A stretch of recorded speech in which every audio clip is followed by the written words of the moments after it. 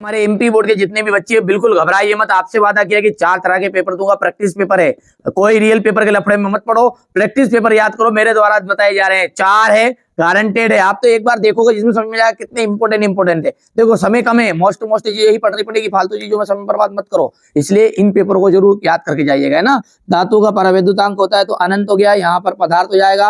Reader वर्ग नियतांक का मान होता है 1.097 इंटू 10⁻7। यहां से देख सकते हैं, ये अपन ने पूरा आपके लिए, हमारे बच्चों के लिए कम समय है ना, इसलिए ज्यादा इतना समय भी नहीं है कि अपन अच्छे से सोल्व समझा सके। याद कर लो जितना हो सकता है ना, ठीक है। तो बहती गंगा हाथ धो लो, ठीक है। प्रकाश इलेक्ट्रॉन की गतिज ऊर्जा आपतित प्रकाश की आवृत्ति पर निर्भर करती है। विद्युत चुंबकीय तरंगे अनुप्रस्थ तरंगे होती है, यहाँ पर आवेश आ जाएगा। कला संबंध स्रोतों से प्रकाश तरंगों के मध्य कालांतर समय के साथ अपरिवर्तित रहता है, यहाँ से हो जाएगा। ये क्वेश्चन नंबर आपका 2। देखिए जोड़ी की बात करें तो ये देख सकते हैं आप, अवरक्त विकिरण का जाएगा अंधेरे में फोटोग्राफी, पराबैंगनी विकिरण का जाएगा JW रीडर। तीसरा जो है विशिष्ट प्रतिरोध का जाएगा आपका रू बटा, यहाँ पर देख लीजिएगा, चौथे 5वें यहाँ पर भर दिया है ना जी। हमारे इंग्लिश मीडियम वाले बच्चों की रही लग गई, ठीक है। अब है आपका एक वाक्य में उत्तर, है ना। एक वाक्य में उत्तर को देखते हैं, क्या बोल रहा है। के लिए सामान्यता कौन सी धातु प्रयुक्त होती है? क्षारीय धातु है। धातुओं में ऊर्जा अंतराल कितना होता है? 0 होता है। सूक्ष्म तरंगों का तरंगदैर्घ्य परास 1 mn से 30 mn। एक वस्तु अवतल दर्पण की फोकस दूरी पर रखी है तो वस्तु का प्रतिबिंब कहाँ बनेगा?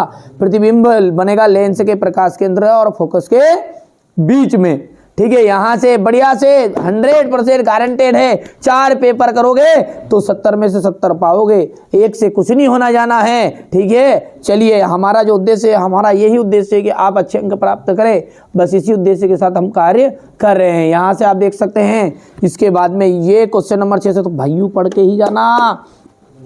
2 समविभव प्रश्न एक दूसरे को प्रतिच्छेद नहीं करते। विद्युत फ्लक्स क्या है? इसका एसआई मात्रक हो गया है। किरचॉफ की वोल्टेता का नियम। अनुगमन वेग क्या है? धारा घनत्व को परिभाषित कीजिए। 1 एम्पियर को परिभाषित करिएगा। बायो सेवर्ट का नियम लिखिएगा। चुंबकीय फ्लक्स किसे कहते हैं? इसका मात्रक बताना है। वाट इन धारा किसे कहते हैं? पुनः आंतरिक परावर्तन के लिए क्या शर्तें हैं? जब कोई वस्तु उत्तल लेंस के समक्ष फोकस दूरी पर रखी जाए तो प्रतिबिंब बनने का किरण आरेख आपको खींचना है।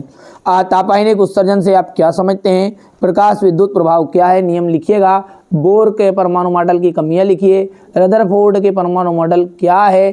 ठीक है, यहाँ से आप देख सकते हैं क्वेश्चन नंबर ये 13 हो गया। ये आपका क्वेश्चन नंबर 14 है। आप तो बढ़िया से कंप्लीट करो, हमारे बच्चों को कोई समस्या ना हो, इसीलिए हम यहाँ पर दिन रात मेहनत कर रहे हैं, ठीक है, ताकि आप अच्छे अंक प्राप्त करो। ये एक सिंपल पेपर है पर लेकिन बहुत ही महत्वपूर्ण है, इस बात का विशेष ध्यान दीजिएगा। परीक्षा से आने के बाद अपन सब मिलान करेंगे।